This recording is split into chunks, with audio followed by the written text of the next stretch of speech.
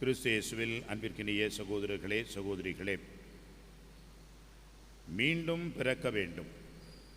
அப்படியென்றால் மீண்டும் தாயின் வயிற்றிலே சென்று பிறக்க வேண்டுமா என்ற ஒரு கேள்விக்கு விளக்கத்தையும் தெளிவையும் தான் ஆண்டவர் இயேசு இன்றைக்கு இந்த நற்செய்தியிலே நமக்கு கொடுக்கின்றார். ஒரு நாள் தொலைபேசியிலே எனக்கு ஒரு அழைப்பு வந்தது. அது கனடா அந்த நாட்டிலிருந்து வந்த ஒரு அழைப்பு. ஒட்டோவா என்ற நகரத்தில் இருக்கிற ஒரு நல்ல அருட்தந்தை நண்பர் மார்ட்டின். அவர் எனக்கு தொலைபேசியிலே தொடர்பு கொண்டு பேசினார். அவர் கடினமான உழைக்கக்கூடியவர், நல்ல எளிமையான ஒரு அருமையான குரு. எனவே அவர் விடுமுறைக்கு சென்றிருக்கின்றார். தன்னுடைய மூத்த சகோதரரிடம் ஒரு மாதம் அவருக்கு விடுமுறை கொடுத்திருக்கிறார்கள் என்றெல்லாம் சொல்லினார். கடைசியாக அவர் எப்படி எனக்கு அந்த அழைப்பு செய்தியை கொடுத்தார் என்று சொன்னால், ஃபாதர், நீங்கள் இன்னும் ரட்சிக்கப்படலை அப்படின்னு சொன்னார். அது மென்டலாக இருப்பார், ஃபாதர் போய் இன்னும் ரட்சிக்கப்படலை நம்மளை அப்படின்னு சொல்கிறாரு என்று சொல்லி எனக்கு ஒரே குழப்பம். இது யார் தான் உண்மையிலே என்று நினைத்து பார்க்க வேண்டிய ஒரு சூழல் வந்துவிட்டது. ஏனென்றால் மற்ற இந்த சபையை சார்ந்தவர்கள் இவர்களெல்லாம் இந்த வார்த்தைகளை சொல்லுவார்கள். ஆனால் இவர் ஒரு சலேசிய அருட்தந்தை. இவர் என்னை அழைத்து நீங்கள் இன்னும் ரட்சிக்கப்படலை அப்படின்னு சொல்கிறார். என்ன ரட்சிக்கப்படலைன்னா என்ன அர்த்தம் அப்படின்னா, நீங்கள் இன்னும் பார்ன் அகெயின் கிறிஸ்டியன் ஆகணும் அப்படின்னு.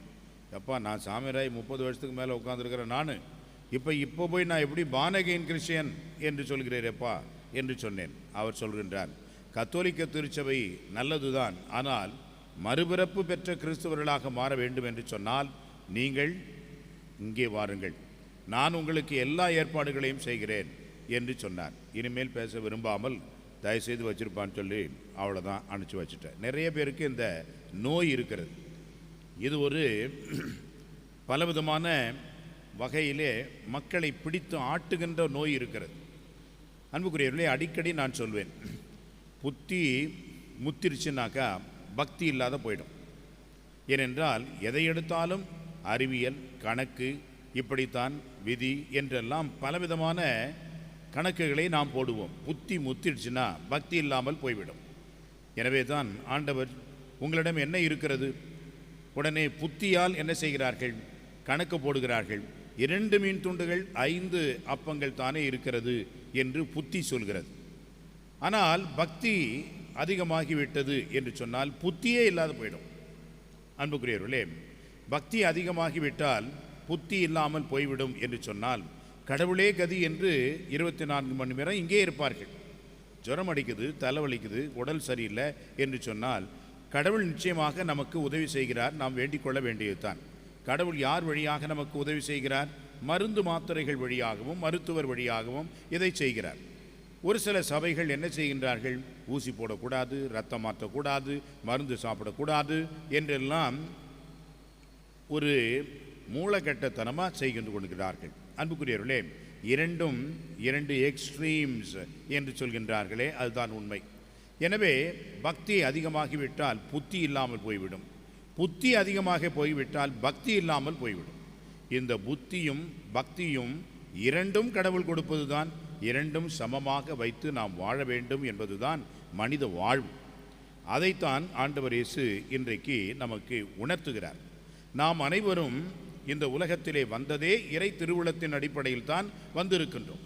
அப்படி என்றால் இறைவனுடைய அழைப்பு அது. இந்த அழைப்பை ஏற்றுத்தான் எல்லா மனிதர்களும் இந்த உலகத்திற்கு வருகிறார்கள். கடவுளுடைய சித்தம் இல்லாமல், கடவுளுடைய திட்டம் இல்லாமல், அவருடைய நினைவில் நாம் இல்லாமல் இந்த உலகத்தில் எவராவது பிறக்க முடியுமா? ஏதாவது வர முடியுமா? இல்லை. எல்லாம் கடவுளுடைய அந்த திட்டத்தின் அடிப்படையில் தான் இந்த உலகத்திலே நாம் பிறக்கின்றோம், வாழ்கின்றோம், இந்த உலகத்தை விட்டும் நாம் செல்கின்றோம். அப்படி இருக்க கடவுள் நாம் மீண்டுமாக பிறக்க வேண்டும் என்று சொன்னால் உலகத்தினுடைய பிறப்பு என்பது ஒன்றாக இருக்கலாம். ஆனால் நாம் மீண்டுமாக இறைவனுடைய பிள்ளைகளாக இருக்க வேண்டும் என்பதுதான் அந்த பிறப்பு என்பதாகும். எனவே தான் இந்த பார்ன் அகெயின் என்று சொல்லக்கூடியது ஒன்று ஒவ்வொரு நாளும் நம்மை புதுப்பிக்க வேண்டும். ஒவ்வொரு நாளும் இறை திருவுளத்திற்கு ஏற்ப நம்மை அந்த அழைப்பிலே தகுதியுள்ளவர்களாக்க வேண்டும். அதுதான் நம்மையே புதுப்பித்து கொள்கின்ற ஒன்று. அதைத்தான் நாம் பல நேரங்களிலே செய்கின்றோம். இந்த ரெப்படிஷன் என்று சொல்கிறோம், அல்லது ஒவ்வொரு ஆண்டும் ஒரு சில வழிபாட்டு முறைகளை, கொண்டாட்டங்களை, ஒரு சில சமய நிகழ்வுகளை நாம் தொடர்ந்து செய்து கொண்டே இருக்கின்றோம் என்று சொன்னால் அதுதான் இந்த மீண்டும் பிறக்கின்ற வழியாக அமைகிறது. ஏன் ஒவ்வொரு ஆண்டும் நாம் தியானம் செய்கின்றோம்? ஒவ்வொரு முறையும் நாம் ஒவ்வொரு அருட்சாதனத்தை பெற்றுக்கொள்கிறோம். ஒவ்வொரு திருவிழாவும் நாம் அமைத்து கொள்கின்றோம்.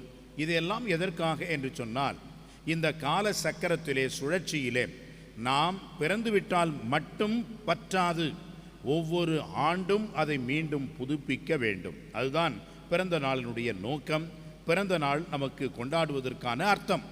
எனவே நம்மையே நாம் புதுப்பித்து கொள்ள வேண்டும். வயதில் வளர வளர அறிவில் மட்டுமல்ல, ஒழுக்கத்திலும் இறை பயத்திலும் ஞானத்திலும் நாம் வளர வேண்டும் என்பதற்காகவே இந்த ஒவ்வொரு ஆண்டும் நமக்கு இறைவன் கொடுக்கின்ற அருளாக, வரமாக நினைத்து கொண்டாடுகின்றோம். எனவே மீண்டும் பிறக்க வேண்டும் என்று சொன்னால் உடலளவில் அல்ல, மாறாக மனதளவில், எண்ணத்து அளவிலே நாம் ஆன்மீக முறையிலே மீண்டுமாக நாம் பிறக்க வேண்டும் என்பதைத்தான் ஆண்டவர் இங்கே குறிப்பிடுகின்றார். எனவே அன்புக்குரியவர்களே, மீண்டும் நாம் தாயின் வயிற்றிலே சென்று பிறக்க வேண்டும் என்று அந்த பிறப்பை சொல்லவில்லை. நாம் ஒவ்வொரு நாளும் இந்த பிறப்பிற்கு நம்மையே தகுதியுள்ளவர்களாக்கக்கூடிய மறுபிறப்பு என்பதுதான் உண்மை. ஒவ்வொரு நாளும் இரவிலே அந்த நாள் மறைகிறது, பகலிலே அது அடுத்த நாள் விடுகிறது. புதியதொரு நாளுக்கும், புதியதொரு வாழ்விற்கும், புதியதொரு நிலைக்கும் நாம் ஒவ்வொரு நாளும் பிறக்கின்றோமே, அதுதான் புதிய பிறப்பு. எனவே இந்த கருத்தை நாம் இந்த வகையிலே மறுபிறப்பாக, புதுப்பிறப்பாக புரிந்து கொண்டு இறைவனுடைய வழியிலே, ஆவியினுடைய செயல்கள் வழியாக இயேசுவுக்கு நாம் சாட்சிகளாக திகழ இறை அருள வேண்டி மன்றாடுவோம். ஆமென்.